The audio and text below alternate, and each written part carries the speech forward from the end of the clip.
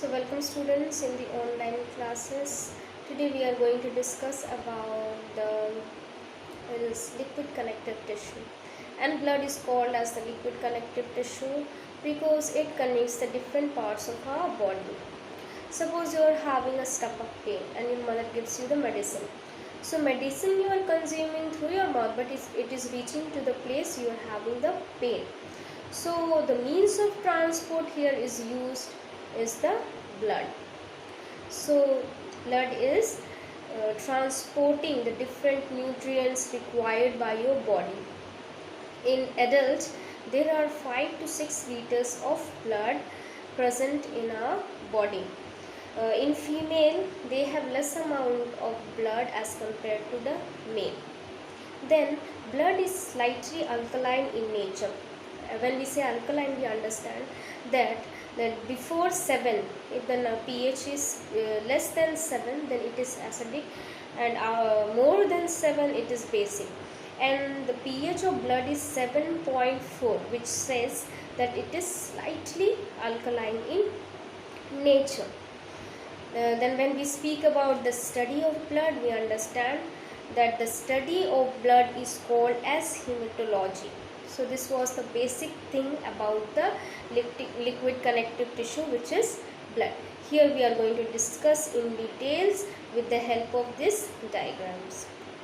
So students, you can see that blood are composed of plasma and formed elements, that is erythrocytes, leukocytes and thrombocytes.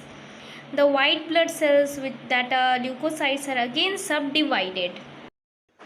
So here you can see in the test tube the blood plasma, white blood cells and the red blood cells. Plasma contain 55%.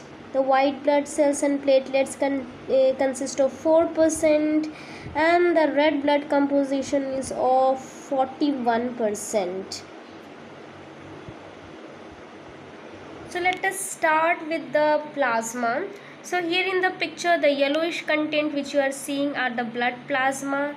They contain 91% of water, 7% of protein, 1.5% of the other substances including electrolytes and sugar, amino acid, etc. Plasma consists of 3 types of cells: erythrocytes, leukocytes and thrombocytes.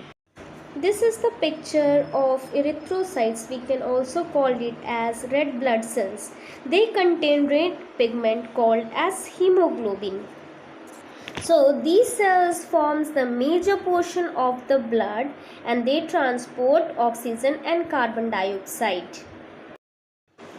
These cells are produced in the bone marrow of the bones.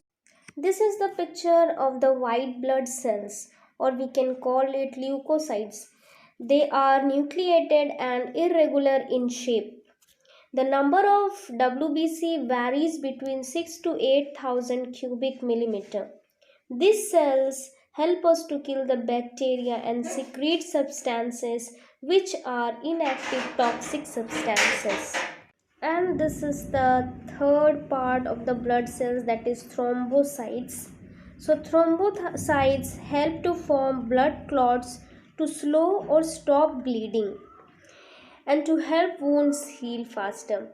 Having too many or too less or few thrombocytes or having platelets that don't work can cause problems.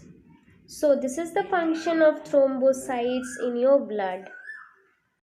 So children, our last topic are the limbs, and limbs are the colorless fluid, and these are formed by the plasma.